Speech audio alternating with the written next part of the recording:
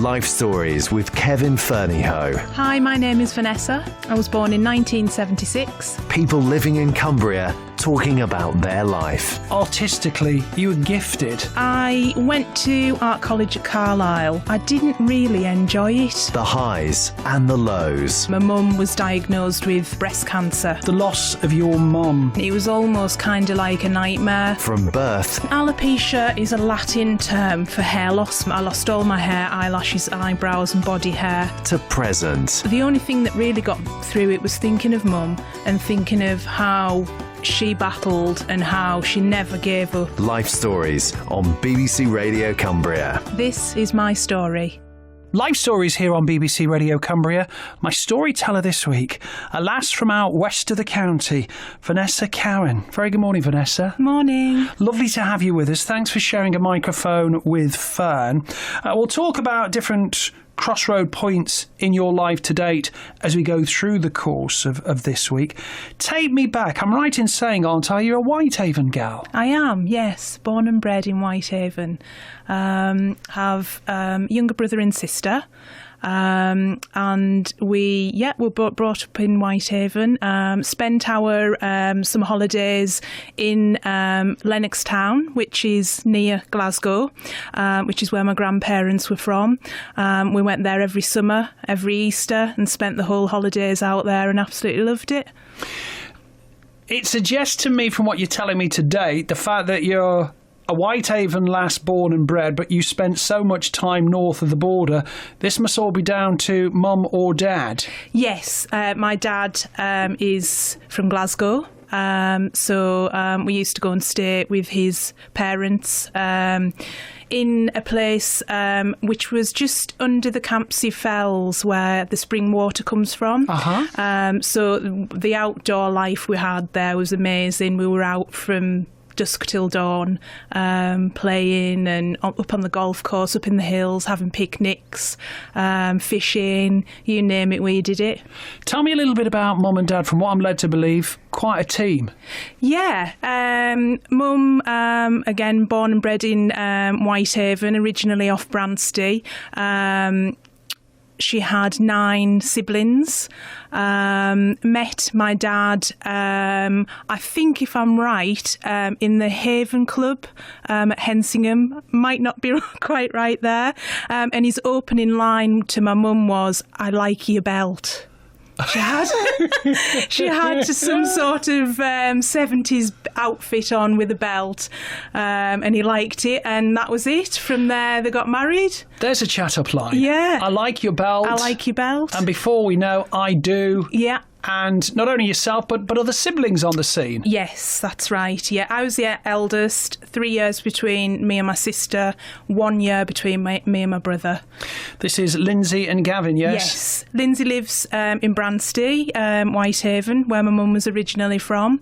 And Gavin lives in Leeds, in West Yorkshire. Going back to you, naught but a nipper, this closely bonded family from an area of the county which I always feel so close to. I love the West Coast, and I just love the community and the community spirit out that way. Yeah. Everybody's there for one another in times of need. And also, what a wonderful place to grow up. Yeah, it's a lovely place to grow up. I mean, it's a small town. Everybody knows everybody, but on that flip side, everybody pulls together and, if there is something wrong, you find out who your friends and family really are. Everybody pulls together. Lovely place. And hence to say I've lived here all my life, so I don't ever want to move, really. You've already waxed lyrical about summer holidays that you spent north of the border. What about memories you have of Whitehaven and surrounding areas and the things you did as a child? Yeah, we lived in Maya House for the first half of our lives. So there wasn't a great deal to do there. We tended just to make our own entertainment, and there was an old railway line that was disused. We used to go down there and make camps and, have sort of games and things like that, but as I say, not a great deal. Now and again we used to walk to St Bees, which was a bit of a trek, It would probably take us about 3 hours to get there, 3 hours to get back. But yeah, there were really good times, and we always sort of had me, my brother and my sister always seemed to have the same group of friends, so we would all go out together and until we were called in for tea. And the fact that you got Gavin and Lindsay both younger than you, did you feel the responsibility of being the eldest of the three? I did, I think, with my sister Lindsay, because she was 3 years, but with my brother there's only sort of 13 months between us, so we were the closest, and we still are, really. And if you saw Gavin and you saw me, you would think we were twins. We look very, very alike. Coming back to Mum and Dad for a moment or two here, what were the lessons that you recall they were keen to instill, not only in yourself, but a younger sister, a younger brother back in the day? Yeah, I mean, Mum was very set on us having the correct manners, the right manners, to do the right thing in all walks of life, really, to show empathy, sympathy, show kindness, which was exactly what she was like. She always had a good word to say about people. She always cared about people. She was always concerned if something was wrong. But on the other side, she always loved a laugh. She used to love to socialise, go on holidays, go out, and she was very much kind of the soul of the party, and everybody loved her. What you just said about Mum kind of encapsulates in a couple of sentences everything that is so wonderful, so good, so positive about life out west. Yeah, it was very much that way, I suppose. With her having 9 siblings, kind of everybody knew everybody.